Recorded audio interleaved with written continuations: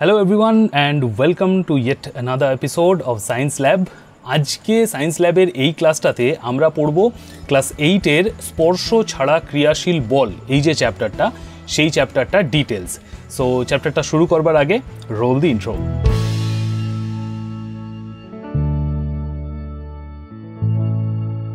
And we are back. So আমরা আজকে পড়ব অষ্টম শ্রেণীর স্পর্শ ছাড়া ক্রিয়াশীল বল। এই চ্যাপ্টারটা অনেকের কাছে একটু কনফিউজিং, অনেকের কাছে এই চ্যাপ্টারটা খুবই হার্ড। সো আমরা এমনভাবে পড়ব যাতে এই চ্যাপ্টারটার একদম বেসিক্স আমরা একদম ক্লিয়ার করে ফেলি, মানে এই বেসিক্সগুলো নিয়ে ইন ফিউচার আমাদের আর কোনো রকম প্রশ্নই যাতে না থাকে, আমরা একদম এই রকমভাবে এই চ্যাপ্টারটাকে আমরা পড়ব। তো ভিডিওটা শুরু করবার আগে সাবস্ক্রাইব টু সায়েন্স ল্যাব, আমাদের এই চ্যানেলকে তোমরা সাবস্ক্রাইব করে দাও, এই ইউটিউব চ্যানেলকে। এবং এই ভিডিওটা যদি ভালো লেগে থাকে তাহলে ভিডিওটায় একটা লাইক এবং ভিডিওটাকে শেয়ার করে দিতে ভুলবে না। আর আরও একটা জিনিস যেটা আমি প্রত্যেকটা ভিডিওতে বলি সেটা হচ্ছে আমাদের যে টেলিগ্রাম চ্যানেল রয়েছে অর্থাৎ সায়েন্স ল্যাব ফর WBBSC, এই চ্যানেলটা তোমরা সবাই জয়েন করে নাও। টেলিগ্রাম চ্যানেলের লিঙ্ক নিচে ডেসক্রিপশনে দেওয়া রয়েছে। এই টেলিগ্রাম চ্যানেলে আমরা আপকামিং ভিডিওর আপডেটস বা এই যে পুরো ক্লাসটার যে নোটস রয়েছে সেইগুলো আমরা কিন্তু ওখানে শেয়ার করি। সো আর দেরি না করে টেলিগ্রাম অ্যাপে গিয়ে এই চ্যানেলটাকে তোমরা সাবস্ক্রাইব করে নাও, সেখান থেকে ক্লাস 8-এর যে ডিসকাশন হাব গ্রুপ রয়েছে সেই গ্রুপটা জয়েন করে নাও, কারণ এই যে নোটসগুলো যা রয়েছে সেগুলো আমরা কিন্তু সেই গ্রুপেই দিচ্ছি। অলরাইট, সো আমরা পড়াটা শুরু করি। ওকে, সো ফার্স্টে আমরা যেটা পড়ব সেটা হচ্ছে অভিকর্ষ এবং মহাকর্ষ। অভিকর্ষ এবং মহাকর্ষ কী জিনিস? রিমেম্বার, অভিকর্ষ এবং মহাকর্ষ দুটোই কিন্তু বল বা ফোর্স। দেখো, পৃথিবী সব বস্তুকেই অভিকর্ষ বলের মাধ্যমে নিজের দিকে টানে। অভিকর্ষ বল, আমরা কিন্তু বারবার এটাকে বলছি, অভিকর্ষ বল। শুধু সেটাই নয়, মহাকাশের প্রতিটি বস্তুকণা পরস্পরকে আকর্ষণ করে। আমরা নিউটনের এটা 3rd ল থেকে আমরা পাই। এই বলকে বলা হয় মহাকর্ষ বল।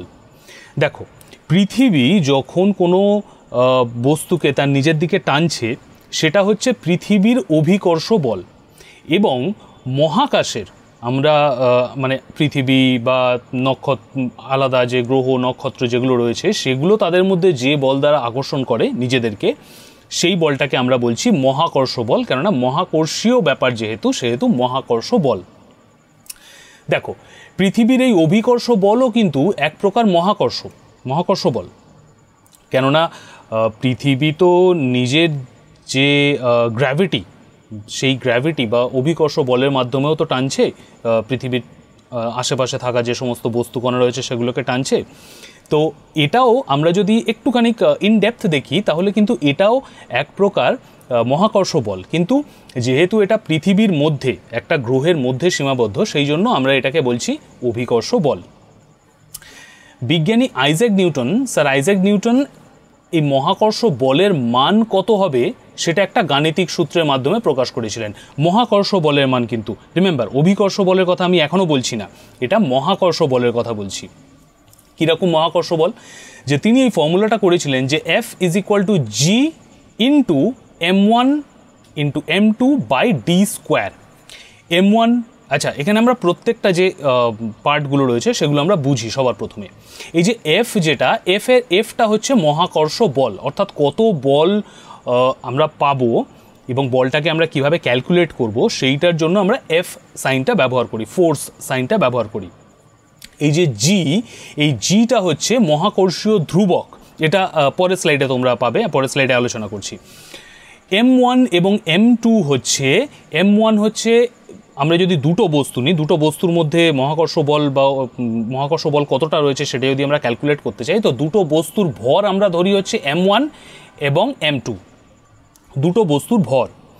এবং d² হচ্ছে ডিস্টেন্স, যেটাকে আমরা d দিয়ে নোটিফাই করি, সেটা হচ্ছে ডিস্টেন্স মানে কি? যে বস্তু দুটির মধ্যে সরল রৈখিক দূরত্ব, কিন্তু কোনো রকম কার্ভেচার কোনো পথে নয়, সরল রৈখিক দূরত্ব যেটা, সেইটার স্কোয়ার। আমরা পরের স্লাইডে যাই। দেখো, আমি বলছিলাম না যে জি এর ব্যাপারটা আমি বলছি পরের স্লাইডে। এই জিটা হচ্ছে এখানে সার্বজনীন ধ্রুবক। সার্বজনীন ধ্রুবক মিন্স আমরা কি বুঝি? ধ্রুবক মানে হচ্ছে কনস্ট্যান্ট, অর্থাৎ যার ভ্যালু বা যার মান কখনো চেঞ্জ হয় না, যার মানটা একটা কনস্ট্যান্ট। তোমরা যখন এটা ম্যাথসে যখন পড়বে তোমরা, পাই আমরা জানি তো পাই এর সাইন কি হলো রে বাবা, ওফো মহাযন্ত্রণা। হ্যাঁ, তো যখন আমরা পাই পড়বো, সেটা আমরা পাইটাও আমরা একটা জানি, সেটা একটা কনস্ট্যান্ট। পাইয়ের মান আমরা পাবো হচ্ছে 22/7 এরকম একটা আমরা পাইয়ের মান পাবো।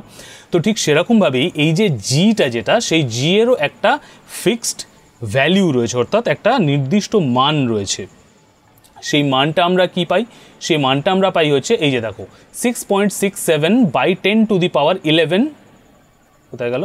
হ্যাঁ, 6.67/10⁻11 newton metre square per kg square.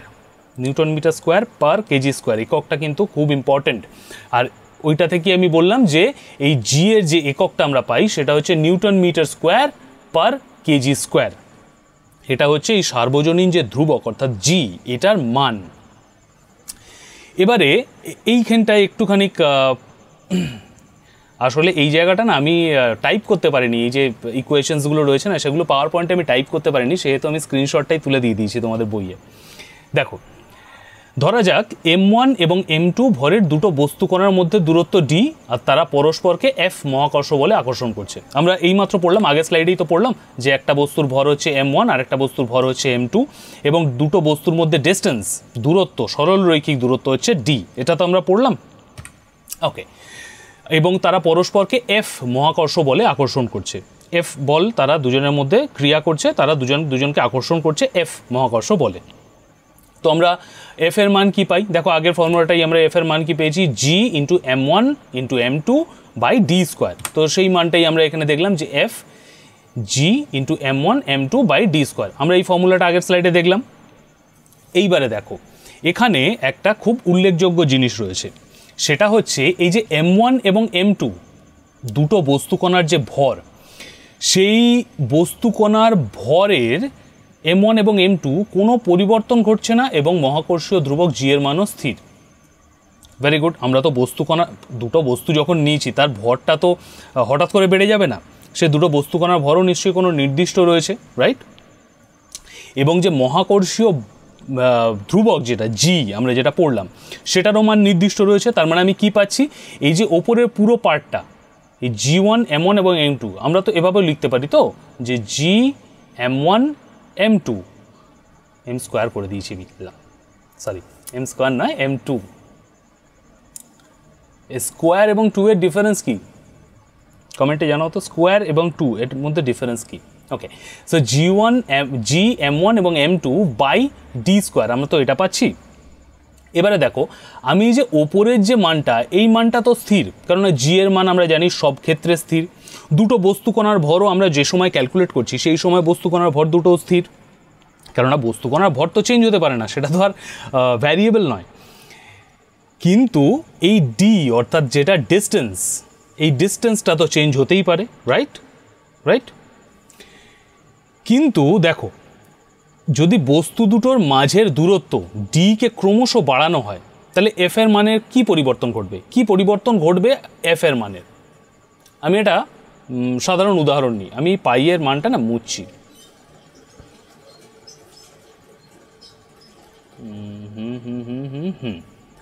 ধরো আমি কোনো তিনটে ভগ্নাংশ নিলাম, তিনটে ভগ্নাংশ হচ্ছে ধরো মহাজালা, তিনটে ভগ্নাংশ হচ্ছে 1/2, 1/3 এবং 1/5। আমরা তিনটে ভগ্নাংশ নিলাম। আচ্ছা আমাকে একটা জিনিস বলো তো, এই 1/2, 1/3 এবং 1/5 এই ভগ্নাংশগুলোর মধ্যে কোনটা বড়? কমন, ভিডিওটা পজ করো, কমেন্টে লেখো কোনটা বড়।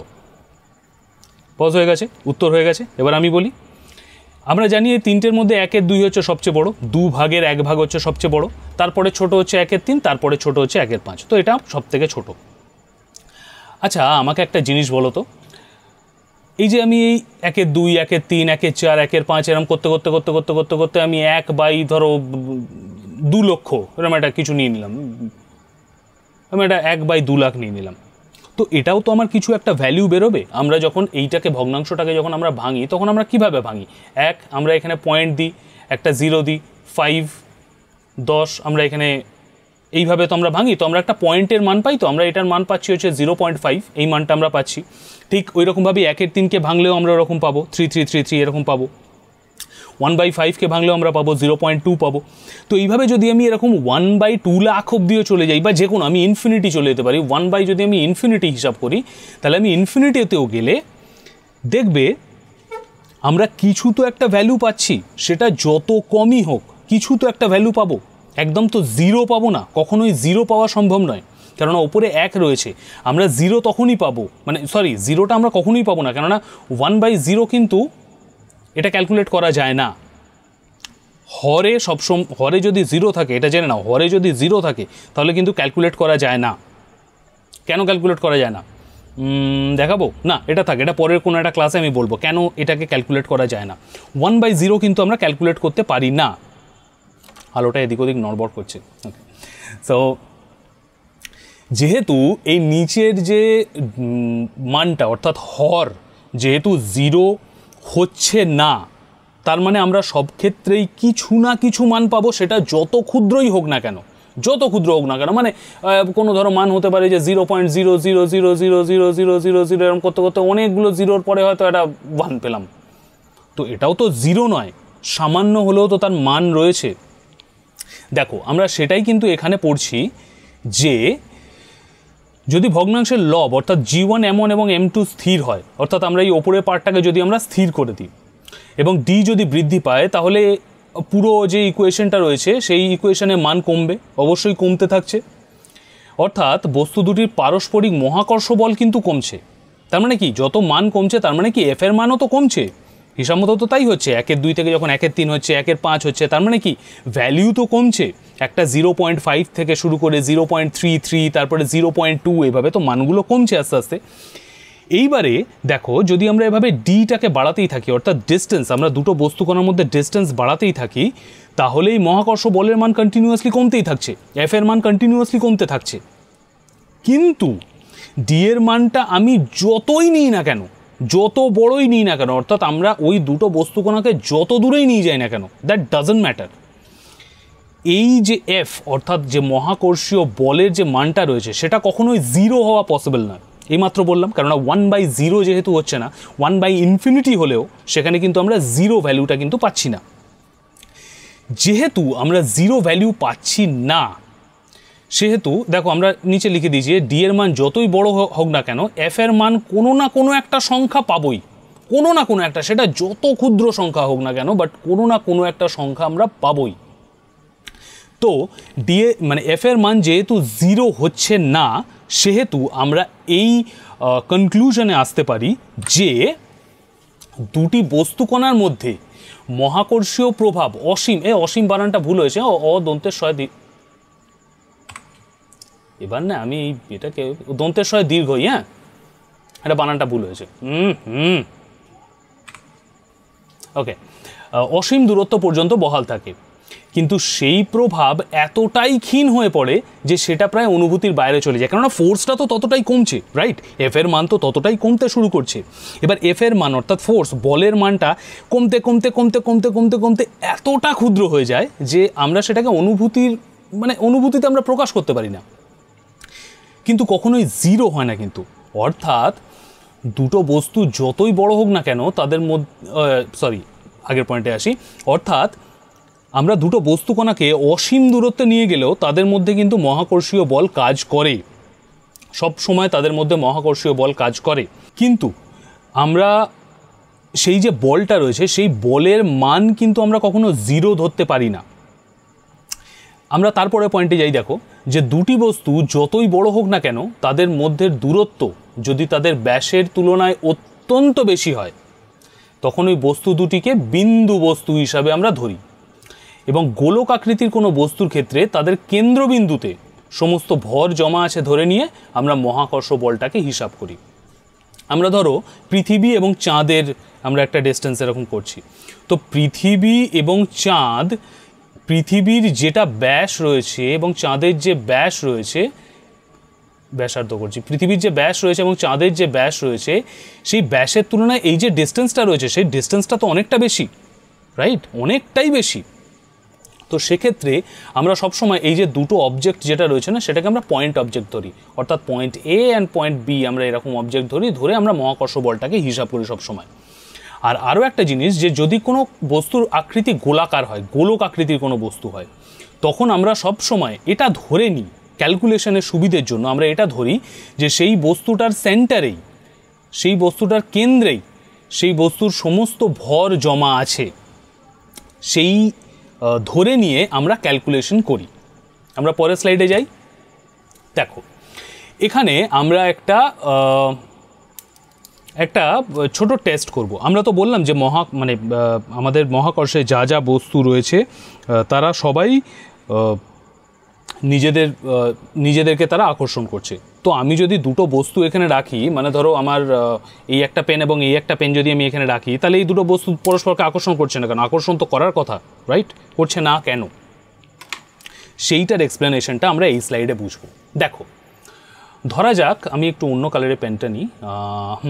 ধরা যাক এ এবং বি দুটো 1 কেজি ভরের বস্তু কণা পৃথিবী পৃষ্ঠের ওপর পরস্পর থেকে 1 মিটার দূরে রয়েছে। দুটো 1 কেজির ভরের দুটো বস্তু রয়েছে, পৃথিবী পৃষ্ঠের ওপর রয়েছে 1 মিটার দূরত্বে।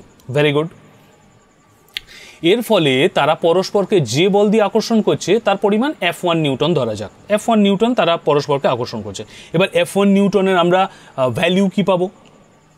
দেখো M1 1 kg, M2 1 kg, D 1 metre, distance 1 metre, এবং জি এর মানটা তো সার্বজনীন ধ্রুবক, সেটা তো একদম স্টিল, তো সেটার মান হচ্ছে 6.67 by 10⁻11 per kg square. Okay, so আমরা এবার ক্যালকুলেট করছি। তবে F1-এ আমরা করছি জি এর মানটা প্রথমে বসালাম 6.67 বাই 10⁻11, তারপর আমরা ক্যালকুলেট করলাম কি 1/1/1 স্কোয়ার, কেননা 1 কেজি ভর এবং 1 মিটার ডিস্টেন্স, তার ডিস্টেন্সের স্কোয়ার আমরা ডিভাইড করছি। তো এর ভাগটা দেখো দেখাচ্ছে 6.67 বাই 10⁻11 নিউটন। 10⁻11 মানে হচ্ছে 10-এর পরে, মানে 10কে 11 বার 10 দিয়ে গুণ করতে হবে। তো সেখানে মানটা দেখো কত ছোট, 0 পয়েন্টের পরে 1টা 2টো 3টে 4টে 5টা 6টা 7টা 8টা 9টা 10টা শূন্যর পরে 667 নিউটন। মানে মানটা কত ছোট, এই মানটা 1-এর থেকে কতটা ছোট ক্যালকুলেট করো, এতটা ছোট মান। মানে আমি কি পাচ্ছি, যে দুটো 1 কেজি ভরের বস্তু কণা 1 মিটার ডিস্টেন্সে যদি রাখা থাকে পৃথিবী পৃষ্ঠের ওপরে, তাহলে তারা দুজনকে এই 0.0667 নিউটন বল দিয়ে তারা আকর্ষণ করছে, নিজেদেরকে আকর্ষণ করছে। Very good.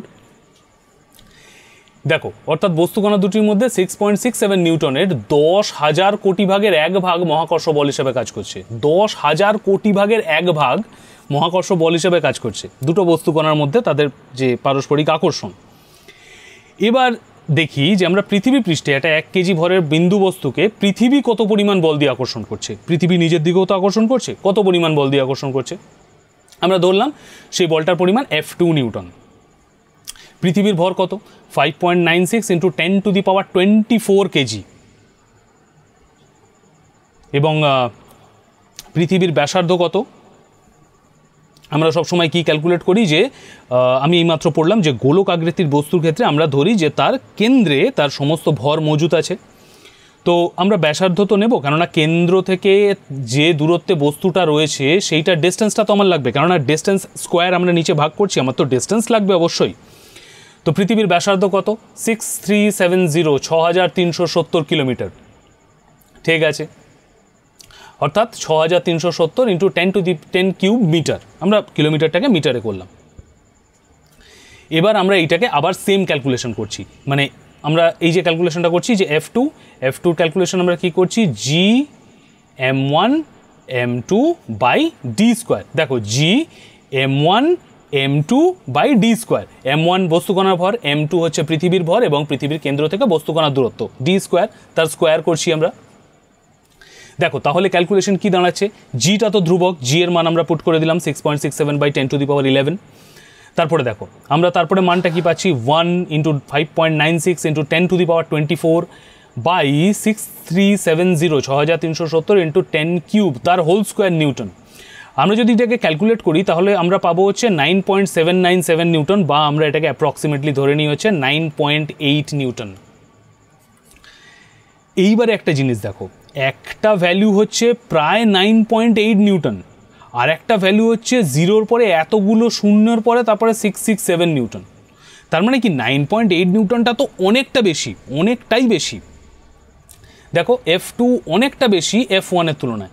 ফলে দুটো বস্তু যে পরিমাণ বল দিয়ে পরস্পরকে আকর্ষণ করছে তার তুলনায় পৃথিবী ওই দুটো বস্তুকে যে বল দিয়ে আকর্ষণ করছে সেটার মান অনেকটা বেশি। সেই কারণেই আমরা দুটো বস্তুর মধ্যে যে আকর্ষণ বলটা সেটা আমরা বুঝতে পারি না, কেননা সেই বলের তুলনায় পৃথিবী যে বল দিয়ে আকর্ষণ করছে সেই বলের তুলনায় এই দুটো বস্তু কণার মধ্যে আকর্ষণ বলটা এতটাই কম যে সেটা প্রায় অনুভূতির বাইরে চলে যায়। সেই কারণে আমরা সেটাকে বুঝতে পারি না। আমরা পরের স্লাইডে যাই। আচ্ছা, এই স্লাইডটাতে আমরা একটুখানি ইকুয়েশনস বুঝবো। কীরকম ইকুয়েশনস, আমি একটু পেনের কালারটা ঠিক আছে গ্রিন কালার নিই। দেখো, নিউটনের মহাকর্ষ সূত্র প্রয়োগ করে পৃথিবী পৃষ্ঠে থাকা একক ভরের বস্তুর ওপর অভিকর্ষ বলে যে রাশিমালা পাই সেটা হলো যে F G M into one, যেহেতু একক ভরের বস্তু বলছি তাই এম এর ভ্যালুটা আমরা 1 পুট করছি, এবং আর স্কোয়ার, নিচে আর স্কোয়ার। আর স্কোয়ারটা কি আমরা তো জানি ডি স্কোয়ার। ডি স্কোয়ারটা আমরা কখন পাচ্ছি? পৃথিবীর কেন্দ্র থেকে তার বস্তুটার দূরত্ব, অর্থাৎ পৃথিবীর ব্যাসার্ধ, অর্থাৎ আমরা পাচ্ছি যে আর স্কোয়ার। ওকে, তার মানে আমরা কি পেলাম? F is equal to G M by R square. যেহেতু একক ভরের বস্তু সেহেতু এম এর মানটা 1, তো আমরা পাচ্ছি হচ্ছে G by M, G into M by R square. Okay, so একক ভরের বস্তুর ওপর, এটা একক ভরের হবে না, একক ভরের বস্তুর ওপর পৃথিবীর অভিকর্ষর টানকে আমরা স্মল জি দিয়ে চিহ্নিত করি। তো আমরা তো এই যে এফটা এটা পাচ্ছি সেটাই তো তার আকর্ষণ বল, তার অভিকর্ষ বল। তো আমরা অভিকর্ষ বলটাকে জি দিয়ে আমরা একটা আইডেন্টিফাই করছি। ওকে, ফলে এম ভরের বস্তুর ওপর পৃথিবীর অভিকর্ষ বলের মানকে, অর্থাৎ এম ভরের বস্তুর ওজনকে, কোনো বস্তুকে পৃথিবী যে বল দিয়ে টানে সেটাই তো সেই বস্তুর ওজন। আমরা তো ক্লাস 7-এ এটাই পড়েছি। তো সেই বস্তুর ওজনকে যদি আমরা ডাব্লু বলি, ওয়েট ডাব্লু বলি, তাহলে লেখা যায় কি যে ডাব্লু সেই বলটা দিয়েই তো সে টানছে, is equal to G M small M by R square. M ভরের কোনো বস্তু রয়েছে, আমরা এম এর মানটা 1 ধরছিলাম, এখন আমরা এম ভরের বস্তু রয়েছে, একক ভর ধরছিলাম আমরা এম ভর। তো আমি যদি এই এমটাকে আলাদা করে দিই, দেখো G M by R square আমরা করে দিই ইন্টু এম করে দিই, আমরা সেটা তো করতে পারি, এমটাকে আমরা জাস্ট বাইরে বের করে দিলাম। তার মানে ওয়েট ইজ ইকুয়াল টু আমরা কী পাচ্ছি? দেখো স্মল জি আমরা কী পাচ্ছি? যে অভিকর্ষজ টান কোনো বস্তুর ওপর,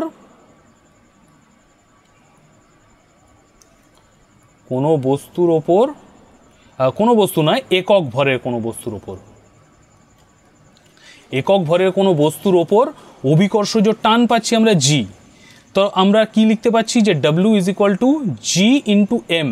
অর্থাৎ আমরা কোনো বস্তুর ওজন যদি আমরা জানতে চাই, আমরা খুব সহজে জানতে পারি। কিভাবে? সেই বস্তুর অভিকর্ষজ বলের মান কত, অর্থাৎ জি ইন্টু সেই বস্তুর ভর কত, এম। জি মানে হচ্ছে সেই বস্তুর ওপর পৃথিবী কত অভিকর্ষ বল প্রয়োগ করছে, এবং এম মানে হচ্ছে বস্তুর ভর। আমরা যদি এই দুটোর গুণ করি তাহলেই আমরা বস্তুর ওজন পেয়ে যেতে পারি। আমরা তারপরে স্লাইডে যাই। দেখো, অভিকর্ষ এবং মহাকর্ষের প্রভাবে গতি। আমরা এতক্ষণ তো কোনো স্থির বস্তুর উপরে এত কিছু পড়লাম, যে কোনো স্থির বস্তু তারা নিজেদেরকে আকর্ষণ করছে, বিকর্ষণ করছে, whatever the hell they are doing. So অভিকর্ষ এবং মহাকর্ষের প্রভাবে গতি আমরা কিভাবে পাই? দেখো, অভিকর্ষ বলের প্রভাবে অবাধে পতনশীল কোনো বস্তুতে যে ত্বরণ সৃষ্টি হয় তাকে অভিকর্ষজ ত্বরণ বলে। আমি একটা বল নিয়ে যদি এরকম ছেড়ে দিই, তাহলে সেই ওই বলটা যখন মাটিতে পড়ছে, সেই বলটায় বা কোনো বাটখারা, ধর আমি একটা বাটখারা নিয়ে ওপর থেকে ছেড়ে দিলাম, তো সেই বাটখারাটায় তো ত্বরণ সৃষ্টি হচ্ছে, তার তো একটা বেগ সৃষ্টি হচ্ছে। পৃথিবী তো সেই আকর্ষণ করছে বলে সেই বাটখারাতে বা সেই বলে তো একটা বেগ সৃষ্টি হচ্ছে, এবং বেগটা কন্টিনিউয়াসলি বৃদ্ধি পাচ্ছে। যত আমরা যদি বলটাকে ছেড়ে দিই, বলটা প্রথমে স্লো গিয়ে তারপর ফাস্ট হতে শুরু করছে, বেগ বৃদ্ধি পাচ্ছে, তার মানে কি ত্বরণ এখানে সৃষ্টি হচ্ছে। তো ত্বরণ যখন সৃষ্টি হয় এই ত্বরণটাকে আমরা বলছি অভিকর্ষজ ত্বরণ। এই ত্বরণটাকে আমরা বলছি অভিকর্ষজ ত্বরণ। আমরা জানি যে বল ইজ ইকুয়াল টু ভর ইন্টু ত্বরণ, আমরা তো এটা জানি। Force is equal to M into A, F is equal to M into A, আমরা তো এটা জানি। মাস ইন্টু ইরেজার, আমরা জানি যে মাস ইন্টু অ্যাক্সেলারেশন মানে ভর ইন্টু ত্বরণ, আমরা তো এটা জানি। এবার আমরা আসি, দেখো F is equal to M into A, blue colour, F into A, যেখানে এফ হলো এম ভরের বস্তুর ওপর অভিকর্ষজ বল, যার মান G M M by R square.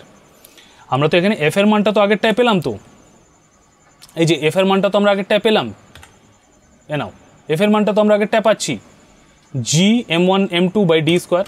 আমরা এবার এই যে বড় এম যেটা রয়েছে সেই বড় এমটাকে আমরা ধরছি কি পৃথিবীর ভর, এবং আর যেটা রয়েছে সেই আরটাকে আমরা কি ধরছি পৃথিবীর কেন্দ্র থেকে বস্তুটার দূরত্ব অর্থাৎ পৃথিবীর ব্যাসার্ধ। তো আমরা পাচ্ছি কি জি অর্থাৎ সার্বজনীন ধ্রুবক ইন্টু এম অর্থাৎ বস্তুর ভর ইন্টু বিগ এম অর্থাৎ পৃথিবীর ভর বাই আর স্কোয়ার অর্থাৎ পৃথিবীর ব্যাসার্ধ। বা আমরা অ্যাক্সেলারেশন পাচ্ছি কি এম ইন্টু এ, এটার মান তো এম ইন্টু এ। এবার আমরা এই এমকে দুটো সাইডে কেটে দিলাম, তাহলে আমরা এ কি পাচ্ছি, এ ইজ ইকুয়াল টু কী পাচ্ছি G M by R square, তার মানে কী পাচ্ছি জি। অর্থাৎ দেখা যাচ্ছে যে জি অর্থাৎ কোনো বস্তুর ওপর পৃথিবীর আকর্ষণ বলের মান বস্তুর ভর নিরপেক্ষ, ডাজেন্ট ম্যাটার বস্তুর ভর কত হচ্ছে। প্রত্যেকটা যে কোনো রকম ভরের বস্তুর ক্ষেত্রে এই আকর্ষণ বলের মান কিন্তু সমান থাকে। এবার দেখো, অতএব দেখা গেল যে একক ভরের বস্তুর ওপর অভিকর্ষ বলের মান এবং অভিকর্ষজ ত্বরণের মান কিন্তু সমান হয়। ডিফারেন্সটা কোথায় হয়? ডিফারেন্সটা হচ্ছে তারা কিভাবে সেই অভিকর্ষজ বলের এগেনস্টে তারা ক্রিয়া করছে। আসছি, এটা পরের স্লাইডে আসছি, এটা খুব জটিল হয়ে গেল লাইনটা, বোঝাচ্ছি পরের স্লাইডে বোঝাচ্ছি। দেখো এসআই পদ্ধতিতে জি এর গড় মান আমরা জানি 9.8 মিটার পার সেকেন্ড স্কোয়ার, আমরা এটা জানি। জি আমরা পাচ্ছি কি G M by R square, অর্থাৎ এই সূত্রটিতে যেহেতু জি এম ধ্রুবক অতএব স্মল জি এর মান নিশ্চয়ই আর এর ওপর নির্ভরশীল। এই জিটা যেহেতু ধ্রুবক, পৃথিবীর ভর সেটাও ধ্রুবক, তো এই যে জি এর মান কত হবে সেটা সবসময় এই ডিস্টেন্সের ওপরই নির্ভরশীল।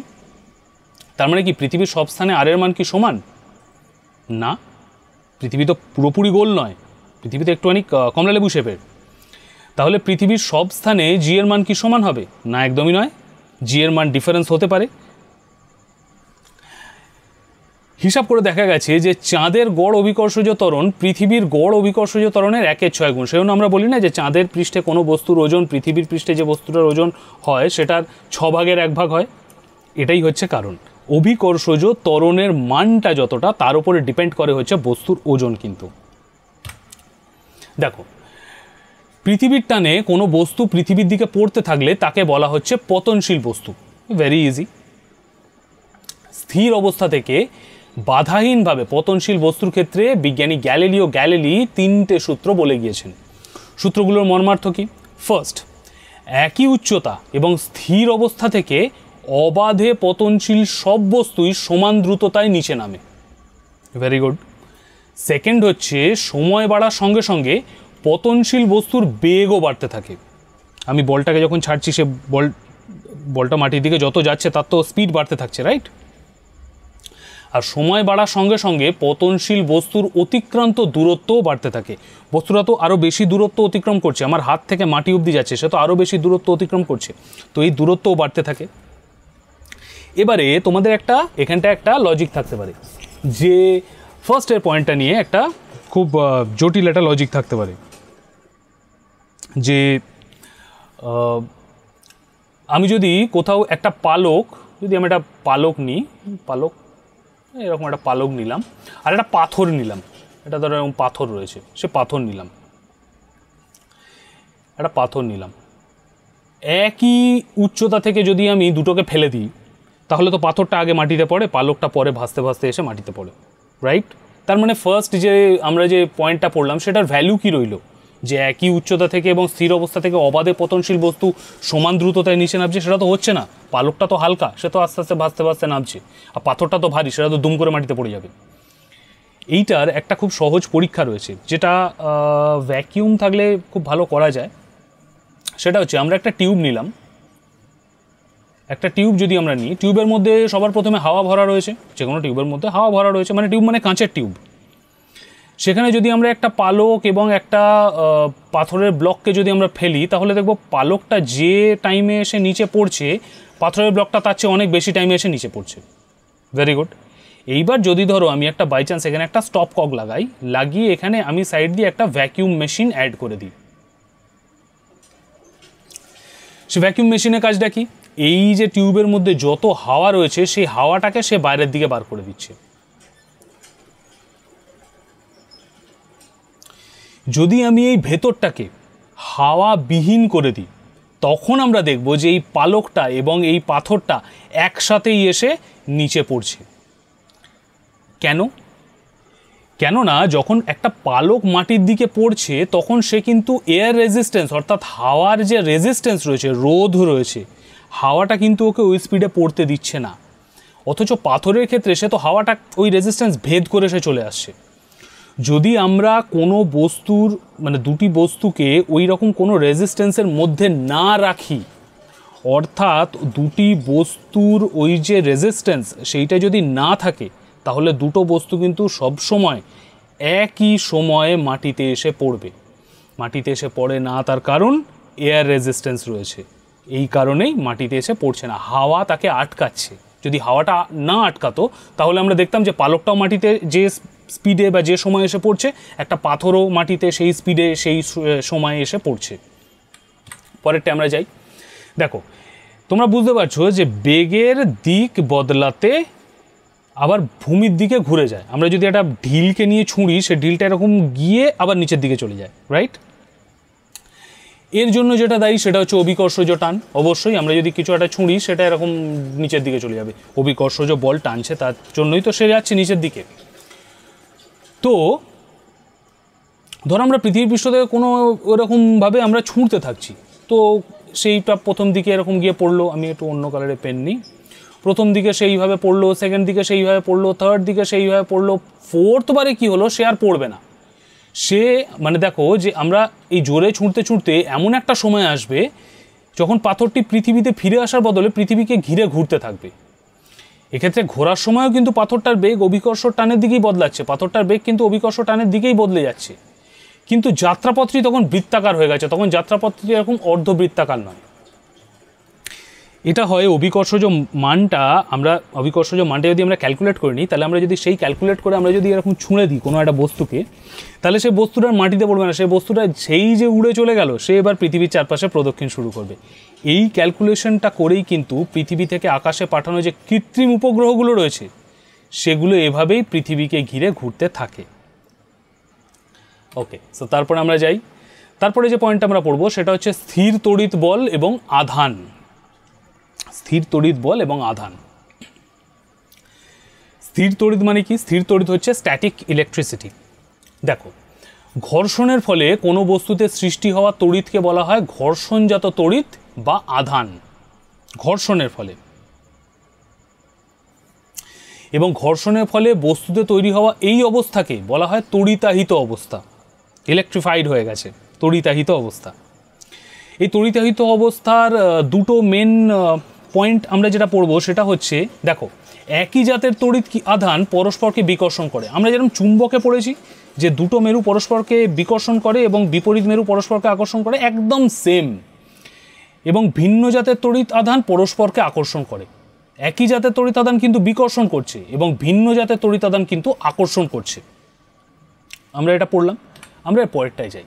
দেখো, দুটি আধানের প্রকৃতি কি হলে তাদের মধ্যে আকর্ষণ বা বিকর্ষণ বল কাজ করবে সেটা তো আমরা জানলাম, যে দুটো আধান যদি সমান হয় তাহলে দুটো আধান পরস্পরকে আকর্ষণ করবে, দুটো আধান যদি বিপরীত হয় তাহলে তারা সরি দুটো আধান যদি একই হয় তাহলে তারা বিকর্ষণ করবে, এবং দুটি আধান যদি অন্য হয় তাহলে তারা পরস্পরকে আকর্ষণ করবে। আমরা তো এটা জানতে পারলাম, কিন্তু এই বল কতটা জোরালো হবে এবং সেটা আমরা জানতে পারছি হচ্ছে কুলম্বস ল থেকে বা কুলম্বের সূত্র থেকে।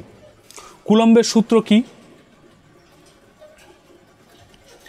দেখো, তড়িতাহিত দুটি বস্তুর মধ্যে ক্রিয়াশীল তড়িৎ বল হিসাব করার জন্য ফরাসি বিজ্ঞানী চার্লস অগাস্টিন দ্য কুলম্ব একটি সূত্র আবিষ্কার করেছেন। সূত্রটা কি? F = K × Q1 Q2 / R²। ফর্মুলাটা খুব চেনা লাগছে কি? দেখো তো ফর্মুলাটা এটা লাগছে কি, F = G × M1 M2 / D²। ফর্মুলাটা চেনা লাগছে না? এই একই ফর্মুলা লাগছে না? এক্স্যাক্টলি এই একই ফর্মুলা, শুধু এই এম এর জায়গাতে এবং জি এর জায়গাতে আমরা অন্য আর একটা কনস্ট্যান্ট ব্যবহার করি, এবং এই এম এর জায়গাতে আমরা Q1 এবং Q2 ব্যবহার করছি। এবং Q1 এবং Q2টা কী জিনিস সেটা আমি পরের স্লাইডে বোঝাচ্ছি। কিন্তু দেখো এই Q1 এই স্লাইডেই রয়েছে, সরি, Q1 এবং Q2 রয়েছে কি, যে তড়িতাহিত বস্তু দুটির আধানের পরিমাণ। M1 M2 কি ছিল? বস্তুর ভর ছিল। আর Q1 Q2 হচ্ছে বস্তু দুটির আধানের পরিমাণ, সেম ফর্মুলা। আর আর হলো বস্তু দুটির মধ্যেকার ডিস্টেন্স। এই যে আর যেটা, সেটা তো আমরা ডিস্টেন্স পড়েছি, D² পড়েছি। আর হচ্ছে সেই বস্তু দুটির মধ্যেকার দূরত্ব। আর এফ হলো বস্তু দুটির মধ্যে ক্রিয়াশীল তড়িৎ বল। দেখো বল কিন্তু সবসময় আমরা এইভাবেই ক্যালকুলেট করছি, দেখো এবারে একটা প্রশ্ন রয়েছে যে তড়িতাহিত বস্তু দুটির মধ্যে এই মধ্যের অঞ্চলে কি পদার্থ আছে তার ওপর কিন্তু কে এর মান নির্ভর করে। এই তড়িতাহিত দুটো বস্তুর মধ্যেকার ডিস্টেন্সের মধ্যে কি রয়েছে, যেমন দুটো বস্তুকে যদি বায়ুতে রাখা হয় তাহলে কে এর মান যেটা হবে, জল থাকলে কিন্তু সেই মানটা হবে না। দুটো বস্তুর মধ্যে কি রয়েছে, বায়ু রয়েছে, জল রয়েছে, তেল রয়েছে, কি রয়েছে, সেইটার ওপর কিন্তু এই কে এর মানটা ডিপেন্ড করে। দেখো তোমরা জানো যে সরল রেখা এঁকে দুটো বস্তুর মধ্যেকার দূরত্ব তখনই সঠিকভাবে মাপা সম্ভব যখন বস্তু দুটি বিন্দু আকৃতির, রাইট? সরি, রেকর্ডারটা পড়ে যাচ্ছিল। ওকে, তো কুলম্বের সূত্রে এই তড়িতাহিত বস্তু দুটিকে বিন্দু আকৃতির বস্তু হিসাবেই ধরে নেওয়া হয়েছে। সবসময় আমরা কিন্তু বিন্দু আকৃতির বস্তু নিয়ে ক্যালকুলেশন করি, তাহলে আমাদের ক্যালকুলেশন সুবিধে হয়। পরেরটায় যাই। দেখো আমরা জানি যে বল মাপার একক হলো ডাইন, আমরা পড়েছি তো, বলের একক নিউটন এবং ডাইন। ডাইনের আমরা ফর্মুলা কি পাই, যে 1 গ্রাম ভরের বস্তুতে যে পরিমাণ বল প্রয়োগ করলে বস্তুটিতে 1 সেন্টিমিটার/সেকেন্ড² ত্বরণ সৃষ্টি হয় তাকে আমরা 1 ডাইন বলছি। আমরা পড়েছি এটা, ক্লাস 7এই পড়েছি এটা। দেখো যদি একই পরিমাণ আধানযুক্ত দুটি বিন্দু আকৃতির বস্তুকে শূন্য স্থানে, বি ভেরি কেয়ারফুল, শূন্য স্থানে পরস্পরের থেকে 1 সেন্টিমিটার দূরত্বে রাখা হয়, তবে বস্তু দুটির মধ্যে বিকর্ষণ বল ক্রিয়া করবে। সেম আধান রয়েছে। যদি এই বিকর্ষণ বলের মান 1 ডাইন হয় তবে বলা যেতে পারে কি, যে বস্তু দুটির প্রতিটির আধানের পরিমাণ 1 ESU বা 1 স্ট্যাট কুলম্ব। এটা হচ্ছে আধান মাপার একক। আধান মাপার একক কিন্তু, নট তড়িৎ মাপার একক, এটা কিন্তু আধান মাপার একক। আধান মাপার একক তাহলে আমরা কি পাচ্ছি, স্ট্যাট কুলম্ব। এবং সংজ্ঞাটা কি পাচ্ছি, যে যদি একই পরিমাণ, এটা অন্য কালারে পেন নেই, যদি একই পরিমাণ আধানযুক্ত দুটো বিন্দু আকৃতির বস্তুকে শূন্য স্থানে, এইটা খুব ইম্পর্টেন্ট পয়েন্ট, শূন্য স্থানে পরস্পরের থেকে 1 সেন্টিমিটার দূরত্বে রাখা হয়, তবে বস্তু দুটির মধ্যে বিকর্ষণ বল ক্রিয়া করবে।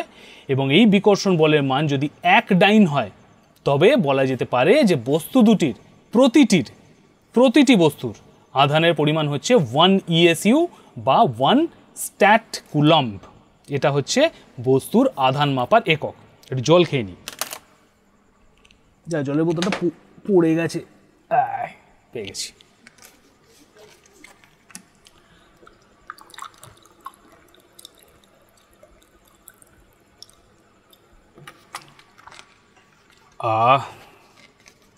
ওকে, পেনটা কোথায় রাখলাম, এই তো। তারপরে দেখো, আচ্ছা, ঘর্ষণের ফলে বস্তুতে আধানের উদ্ভব হয় কেন? এটা আমরা এবার পড়বো যে ঘর্ষণের ফলে বস্তুতেই আধানটা কেন সৃষ্টি হয়ে যাচ্ছে দুম করে। দেখো, আমরা একটা জিনিস জানি যে সমস্ত পদার্থ পরমাণু দিয়ে তৈরি, আমরা তো এটা জানি সমস্ত পদার্থরই পরমাণু রয়েছে। একটি পরমাণু 3 রকম কণা দিয়ে তৈরি, একটা হচ্ছে ইলেকট্রন, একটা প্রোটন এবং নিউট্রন। ভেরি গুড, একমাত্র ব্যতিক্রমটা হাইড্রোজেন পরমাণু, যার কোনো নিউট্রন থাকে না। ঠিক আছে, আচ্ছা আমরা এটাও জানি যে ইলেকট্রন ঋণাত্মক আধানযুক্ত কণা, ইলেকট্রন নেগেটিভ চার্জযুক্ত কণা, ক্লাস 7-এ আমরা পড়েছি। প্রোটন ধনাত্মক আধানযুক্ত কণা, আমরা ক্লাস 7-এ এটা পড়েছি। আর নিউট্রনে কোনো তড়িৎ আধান নেই, অর্থাৎ নিউট্রন নিস্তড়িত, নিউট্রাল থেকে নিউট্রন হয়েছে, এটাও আমরা পড়েছি ক্লাস 7-এ।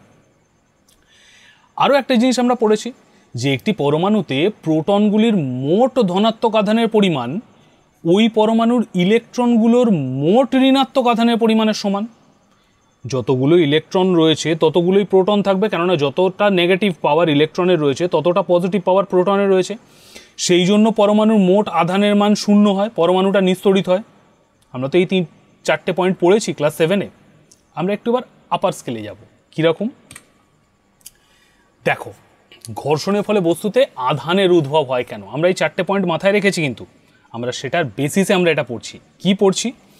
যে পরমাণুর সাধারণত শেষ কক্ষপথে থাকা ইলেকট্রন এই ঘর্ষণের ফলে তাদের কক্ষপথ থেকে ছিটকে বেরিয়ে এসে নতুন পদার্থের মধ্যে আশ্রয় নেয়।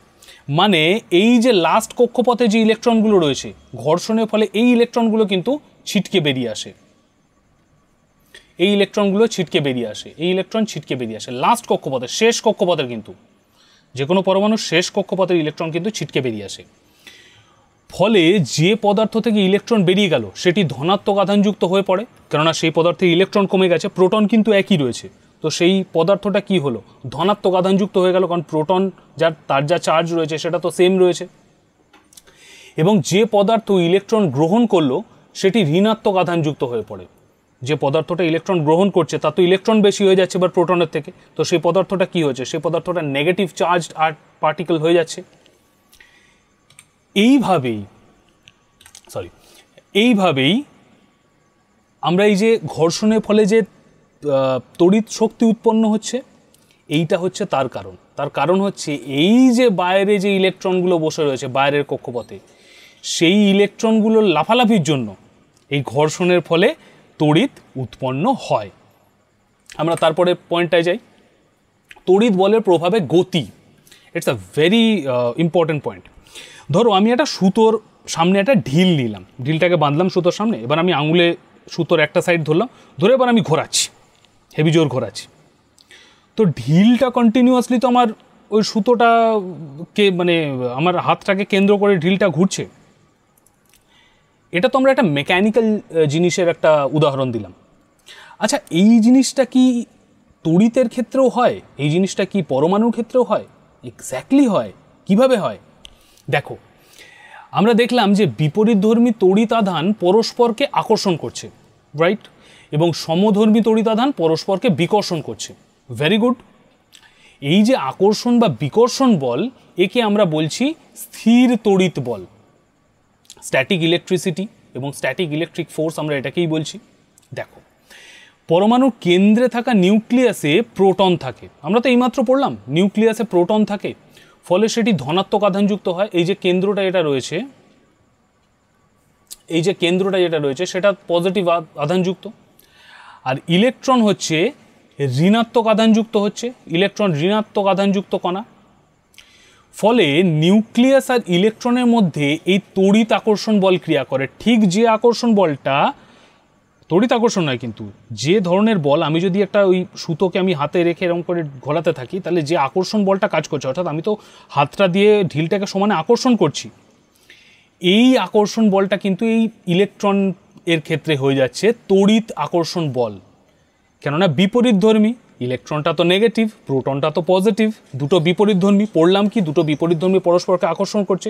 তো ফলে এই যে আকর্ষণের ফলে চলন্ত ইলেকট্রনের অভিমুখ ক্রমাগত বেঁকে যাচ্ছে, সে কিন্তু বাইরের দিকে ছিটকে চলে যেতে পারছে না। দেখো, সে বাইরের দিকে ছিটকে চলে যেতে পারছে না, সে শুধু ঘুরে যাচ্ছে কন্টিনিউয়াসলি, সে শুধু ঘুরে যাচ্ছে। এবং এই যে বেঁকে যাওয়ার ঘটনা, এইটা কিন্তু ঘটছে কেন্দ্রের দিকেই সবসময়, কিন্তু কেন্দ্র যেটা সেন্টার রয়েছে সেটাকেই ও বারবার ঘুরে যাচ্ছে।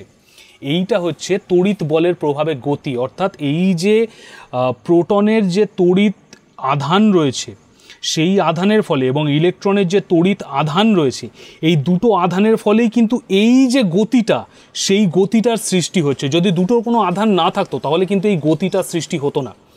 প্রোটনেরও আধান রয়েছে, ইলেকট্রনেরও আধান রয়েছে, সেই কারণে ইলেকট্রন কিন্তু প্রোটনের চারপাশে ঘুরে বেড়াচ্ছে। এই যে ঘটনা, এটাই হচ্ছে তড়িৎ বলের প্রভাবে গতি। আর দেখো, এটা কিন্তু একটা সিমিলার, যে সূর্যের চারিদিকে গ্রহের ঘোরার সময়ও কিন্তু এই ধরনের ঘটনা ঘটে, একদম একই ঘটনা ঘটে, তবে সেখানে তড়িৎ আকর্ষণ বল থাকছে না, কেননা সেটা পরমাণুর বাইরে, যেহেতু মানে ওটা তো পরমাণু নয়, তো সেখানে তড়িৎ আকর্ষণ বল থাকছে না, সেখানে রয়েছে মহাকর্ষ বল। আমরা ফার্স্টে এটা পড়লাম, মহাকর্ষ সেম জিনিস, মহাকর্ষ। তাই আমরা কি এখান থেকে কনক্লুশন পাচ্ছি, যে মহাকর্ষ বল এবং তড়িৎ আকর্ষণ বল প্রায় সিমিলার। শুধু মহাকর্ষ বলের কি ডিপেন্ড করছে, মহাকর্ষ বলের ডিপেন্ড করছে, আমি একটা অন্য স্লাইড নিই, দাঁড়াও, কি আমি একটা অন্য স্লাইড নিই,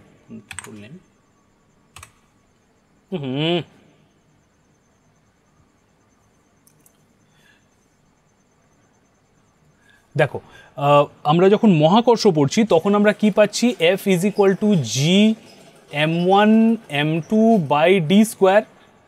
এবং আমরা যখন তড়িৎ আধানের ব্যাপারে যখন কথা বলছি তখন আমরা কি পাচ্ছি, same F is equal to K Q1 Q2 by R square. এই আরটা এবং ডিটা একই জিনিস, এই আর এবং ডি একই জিনিস, দুটোই কিন্তু দূরত্ব, ডিস্টেন্সকে আমরা বলছি। জিটা একটা সার্বজনীন ধ্রুবক, কেটাও একটা সার্বজনীন ধ্রুবক, বাট ডিপেন্ডস, এটা ডিপেন্ডস যে কেটা কোন মাধ্যমে এই দুটো বস্তু মানে তড়িতায়িত কণা রয়েছে, এটা ডিপেন্ডস, বাট প্রায় সিমিলার। এবং Q1 Q2 হচ্ছে দুটো বস্তুর আধানের পরিমাণ, M1 M2 হচ্ছে দুটো বস্তুর ভরের পরিমাণ। আমরা তার মানে বুঝতে পারছি কি, এই যে মহাকর্ষ বল এবং তড়িৎ আকর্ষণ বল, এদের ক্যালকুলেশন এর ওয়েটা, পদ্ধতিটা কিন্তু সেম, শুধু দুটোর আলাদা যেহেতু কারণ, সেহেতু আমরা এই দুটোকে আলাদা আলাদা বল হিসাবে অ্যাকসেপ্ট করি। সো আজকের মতো ক্লাস এখানেই শেষ। এই ক্লাসটা কেমন লাগলো সেটা কমেন্ট করে জানাতে ভুলবে না। আর চ্যানেলটা, এই যে চ্যানেলে যে কন্টেন্টগুলো রয়েছে সেগুলো ভালো লাগলে চ্যানেলটাকে অবশ্যই সাবস্ক্রাইব করে নিও। আর এই ভিডিওটা যদি তোমাদের ভালো লাগে তাহলে ভিডিওটাকে অবশ্যই তোমার বন্ধুদের কাছে শেয়ার করে দিও, তাহলে হয়তো এই ভিডিওটা থেকে অন্য কারোরও কোনো উপকার হয়ে যেতে পারে। সো আজকের মতো ক্লাস এখানেই শেষ, আবার তোমাদের সাথে দেখা হবে আবার সায়েন্স ল্যাবের অন্য একটা ক্লাসে। তো ততক্ষণ পর্যন্ত টাটা।